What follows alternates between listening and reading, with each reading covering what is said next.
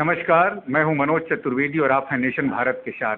करीब 2 महीने के बाद पाटलिपुत्र के सांसद माननीय रामकृपाल जी अपने घर लौटे हैं और इसी में आपको पता है कि चौथा लॉकडाउन शुरू है और वो भी बीमार थे, लेकिन उनका कार्य और जो भी जनता को मदद, उनके क्षेत्र की जनता को मदद चाहिए था, वो वहाँ से बैठे बैठे इंस्ट्रक्शन दे के पहुँचा रहे थे और आज फिर से अपने जनता के बीच आए हैं।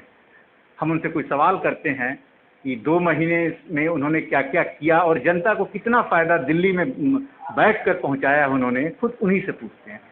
रामकृपाल जी, पहले तो आपकी तबीयत सही हुई, इसके लिए बहुत बहुत साधुवाद आपको कि आप मतलब तबीयत आपकी ठीक हो गई, स्वस्थ थे आप, पटना आप लौटे हैं परसों से क्या कार्यशैली आपकी? बहुत बहुत धन्यवाद आपका। मैं लगातार वहाँ रहा, न चाहते हुए रहना पड़ा क्योंकि नियमों का पालन मुझे करना था, लॉकडाउन का पालन करना था। यहाँ तक कि मेरे फैमिली में एक डेथ भी हो गया था। मेरी पत्नी का भतीजा 24 साल का डेथ कर गया, उसके बावजूद भी हम नहीं आए। मेरी पत्नी में नहीं आई क्योंकि हम ही अगर नियम का उल्लंघन करेंगे तो और लोगों का क्या हाल होगा।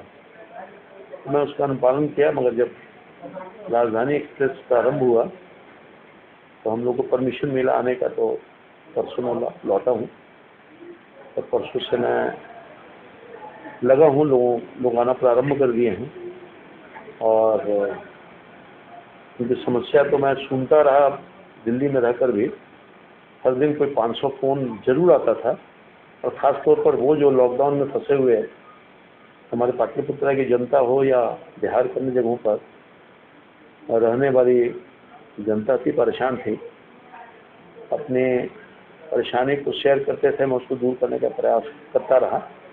मैं धन्यवाद देना चाहता हूँ बिहार सरकार को, केंद्र सरकार को और विभिन्न राज्यों को, सरकारों को, जिन्होंने उनकी समस्या को सुना, निदान किया, एक्शन लिया, उन लोगों को खाने वाने का, रहने का व्यवस्था भी करवाया। यहाँ की जम्मू में बहुत बड़े पैमाने पर भक्त लोग, पूजा करने के वाले लोग बसे हुए थे। उनके लिए भी मैं चीफ सेक्रेटरी से बात करके उनका भी व्यवस्था कराने का काम किया था। बिहार सरकार से बहुत सहयोग किया है, तो कोई ऐसा दिन नहीं था। उसमें अभी एक एग्जाम्पल है, जब आपने हमसे बात किया था तो आपने कुछ मुझे जो वहाँ की जनता की समस्या के ध्यान आकृष्ट करवाया, तो उसको भी मैंने दूर कराया। तो उसी तरह से हर दिन छोटा मोटा काम भी मैं करता रहा, सक्रिय रहा, 10 बजे से लेकर 11 बजे रात तक। यहाँ आया हूँ तो आज खासतौर पे जो प्रवासी मजदूर तो गाड़ी से आ रहे हैं या पैदल आ रहे हैं, तो मेरे छत से गुजर रहे हैं, उनके लिए कुछ मैंने खाने पीने की व्यवस्था करवाई है, भेजा भी है। और उसमें खासतौर पर नाश्ता, रोटी, पीने का पानी, एक बड़ा बोतल, एक मिठाई, मुरब्बा का मिठाई, हर ही कुछ, उसके बाद बिस्कुट, कुछ अन्य और चीज़ भी दे करके मैंने भिजवाया है। और ये काम लगातार अब चलेगा, रुकने वाला नहीं है। इस बीच में हमने ये भी प्रयास किया कि बहुत ऐसे गरीब लोग थे या बहुत नीडी लोग थे, उनके लिए मैंने ख़ास तौर पर कच्चा राशन और पक्का राशन दोनों की व्यवस्था मैंने करवाई। मेरे अनुपस्थिति में मेरा छोटा बेटा इसमें बहुत सक्रिय भूमिका अदा कर रहा था, और जहाँ जहाँ मैंने निर्देशित किया उन सब जगहों पर वो जाकर के प्रॉपर रामकृपाल जी, आपके क्षेत्र में जनता को मदद पहुंचती रही, मनेर से लेके मीडिया भी दिखाती रही, लेकिन आपके ऑपोजिशन के लोग, कट्टर ऑपोजिशन के जो लोग हैं, वो हमेशा कटाक्ष करते रहे, लेकिन आप शांत रहे।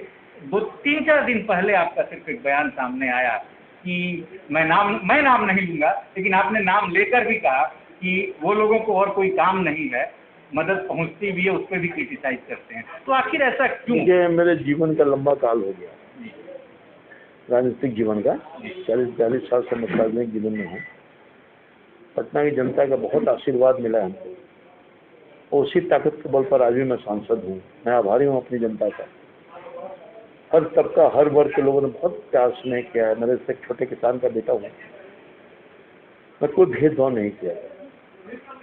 और ये जो विपक्ष में बैठे हुए लोग जो कटाक्ष करते हैं, पॉलिटिकली बायसनेस का शिकार मुझे होना पड़ता है या दुराग्रह का शिकार होना पड़ता है, तो मैं उसको कोई टिप्पणी नहीं करूँगा। मैं काम में विश्वास करता हूँ। लोग बोलते रहें, ट्वीट करते रहें, भाषण देते रहें, मगर मैं उसका प्रतिकार कभी किया नहीं। कोई ओछी टिप्पणी और ओछी राजनीति नहीं करता हूँ, इस पर विश्वास भी नहीं करता। मैं अपने काम में लगा रहा हूँ और लगा रहूँगा। किसी के फिक्र, किसी की चिंता अगर है हम, तो जनता की चिंता है।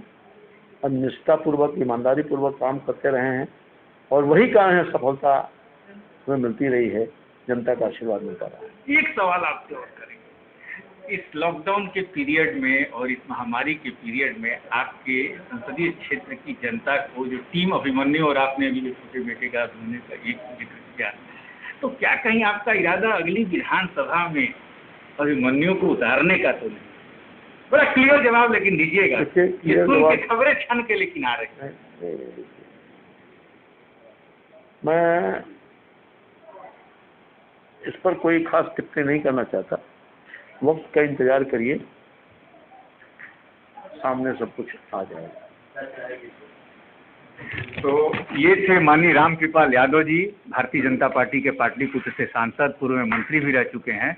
हमने उनसे एक पर्सनल सवाल भी किया कि क्या टीम अभिमन्यु के जो का नेतृत्व जो अभिमन्यु कर रहे हैं, इनके छोटे पुत्र, वो राजनीति में आना चाहते हैं या वो रामकृपाल जी उनको लाएंगे।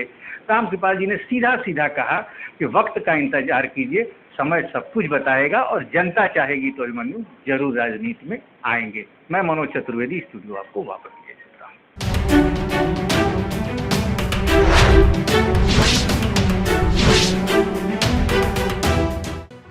लेटेस्ट खबरों से जुड़े रहने के लिए हमारे चैनल नेशन भारत को सब्सक्राइब करें और बेल आइकन को दबाएं ताकि कोई खबर छूट न पाए।